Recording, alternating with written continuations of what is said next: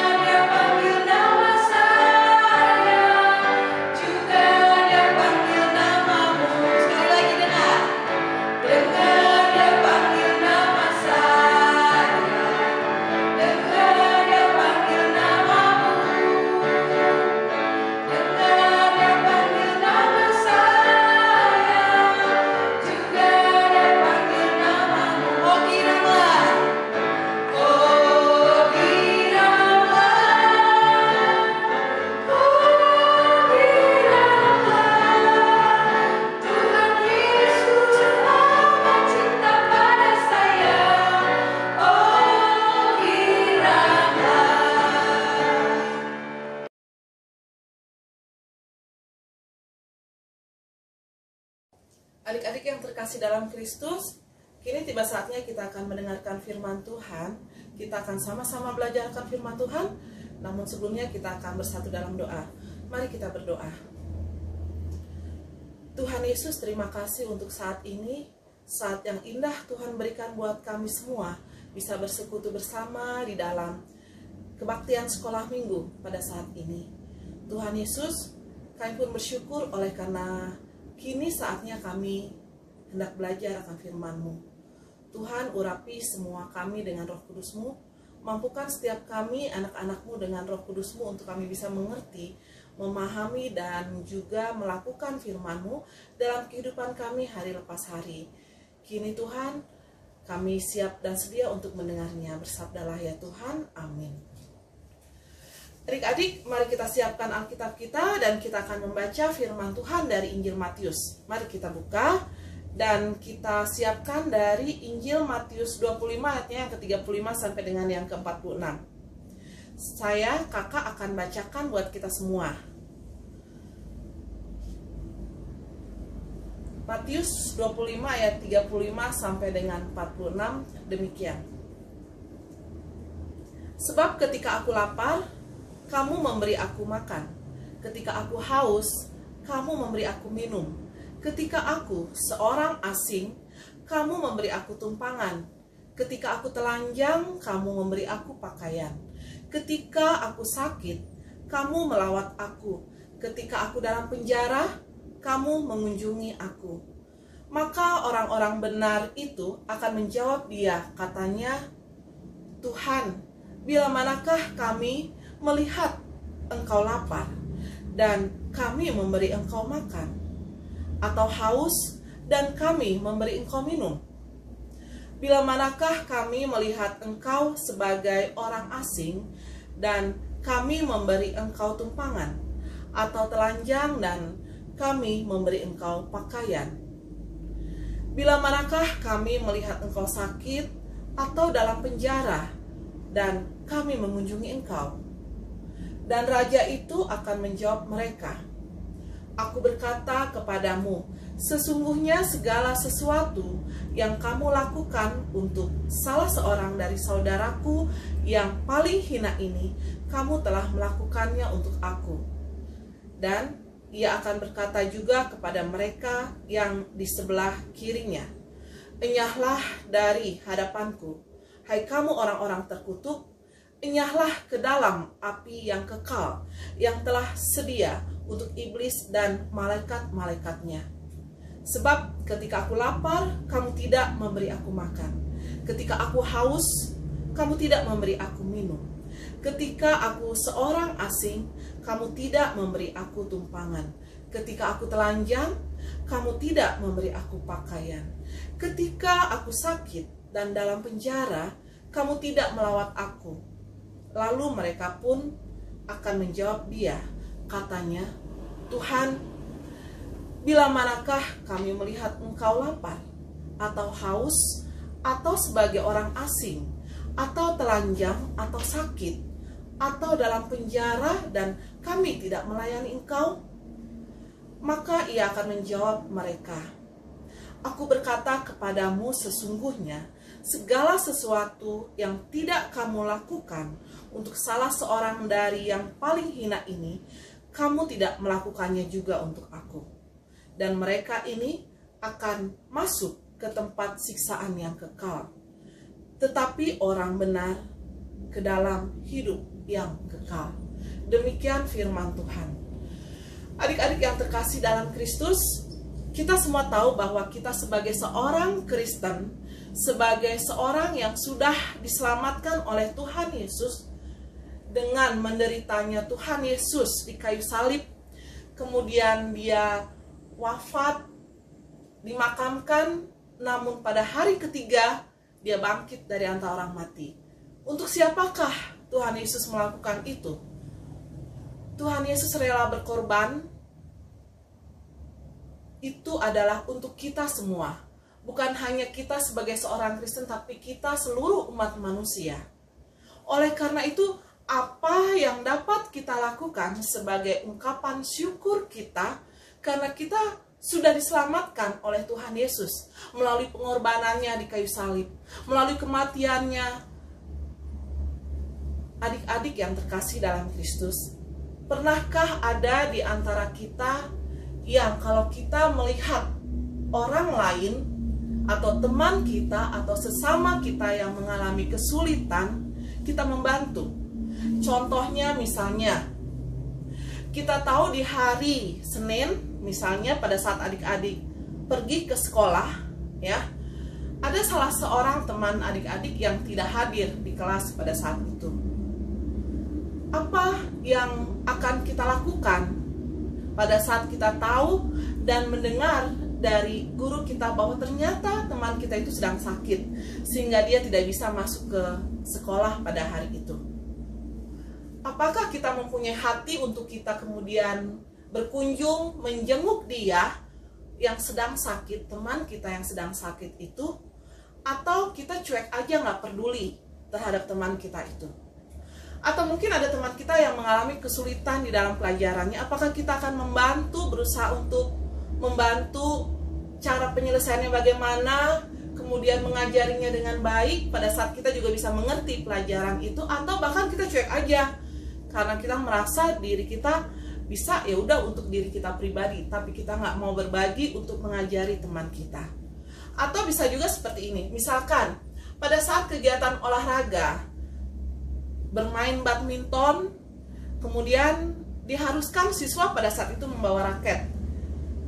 Saya punya raket, kemudian saya bawa raket saya, dan juga ada teman juga punya raket. Bagi mereka yang punya raket pada saat itu bisa bermain pada saat jam olahraga, mengikuti badminton.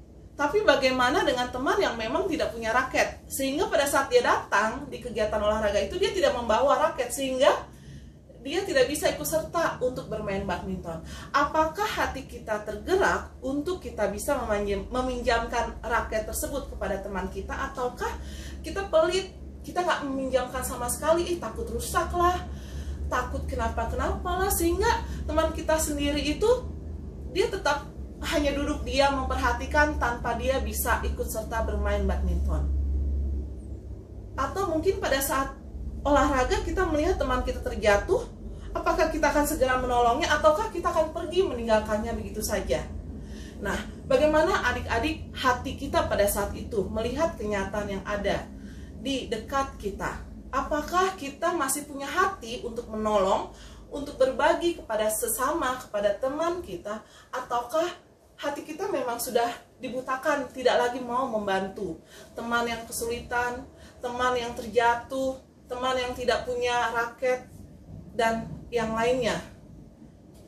Adik-adik yang terkasih dalam Kristus, di dalam firman Tuhan pada saat ini yang kita baca dan kita pelajari bersama, kita mau belajar bahwa kita sudah diselamatkan oleh Tuhan Yesus dan kita harus wajib bersyukur. Nah, sebagai ungkapan rasa syukur dan sukacita kita oleh karena kita sudah diselamatkan oleh Tuhan Yesus, maka kita hendaknya berbagi kepada orang lain. Hendaknya kita berbuat baik kepada orang lain, kepada teman kita. Kita bisa berbuat baik, kita bisa berbagi kepada teman kita.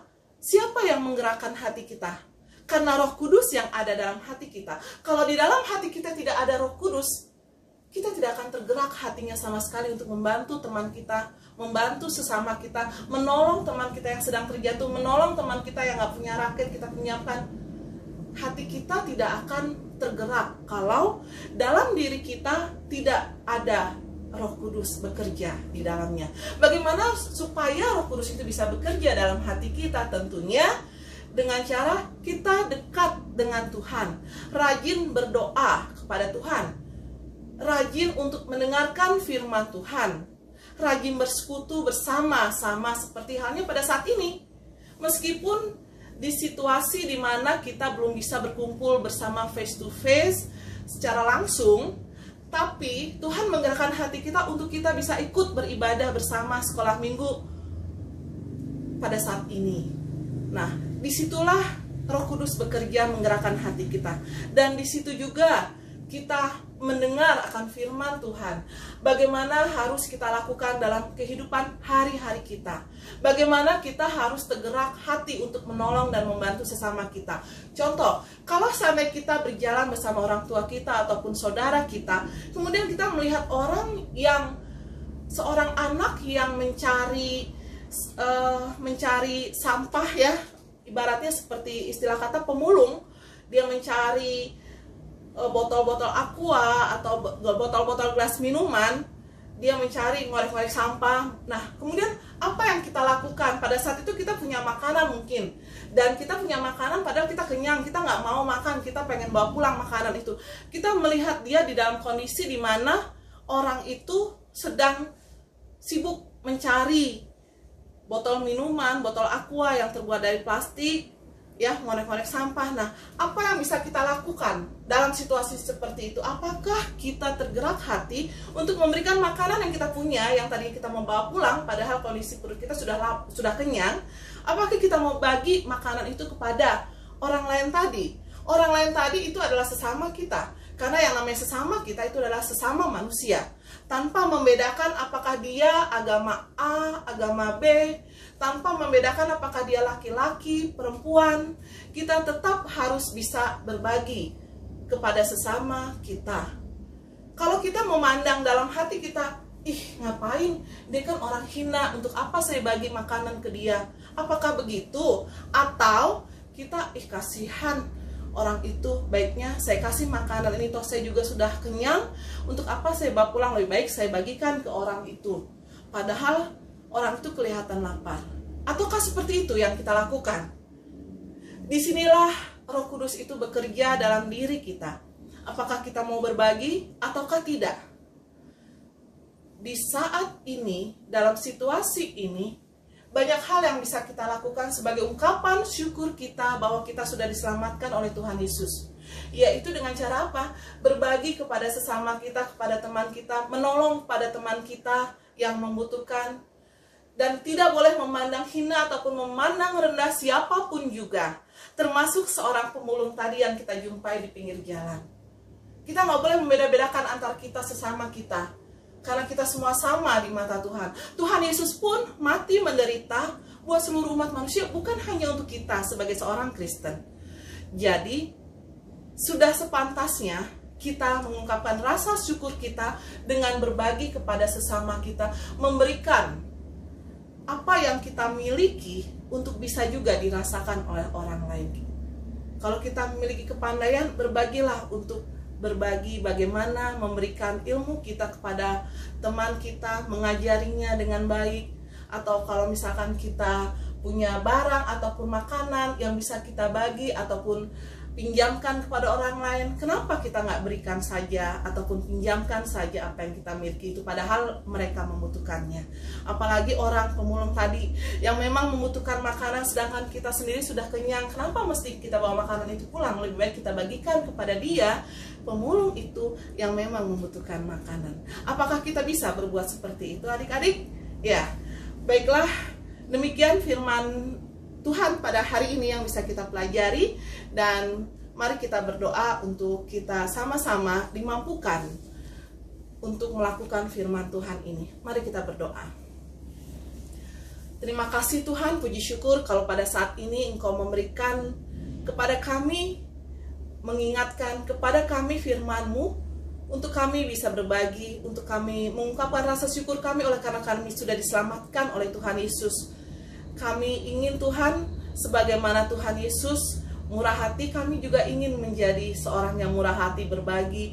Kami tidak ingin menjadi orang yang pelit. Kami tidak ingin Tuhan menjadi orang yang tidak punya hati. Kami ingin Tuhan untuk bisa memberi kepada sesama kami, siapapun orang di sekitar kami yang membutuhkan pertolongan ataupun bantuan kami.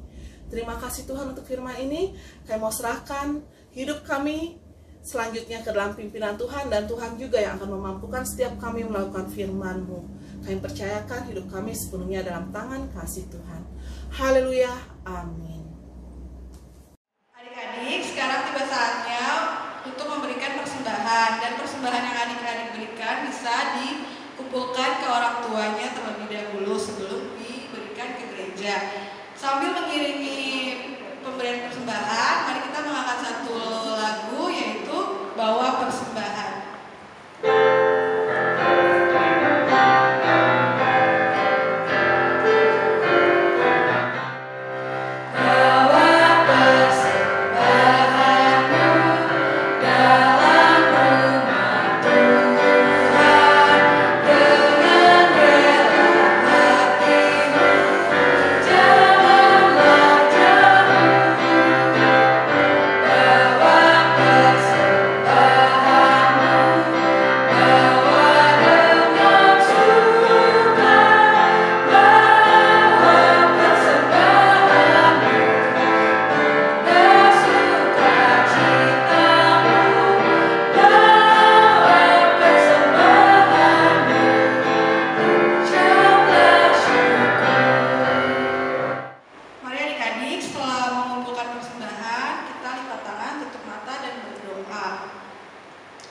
Tuhan Yesus, kami telah mengumpulkan persembahan kami. Terima kasih atas berkat yang Kau berikan bagi hidup kami.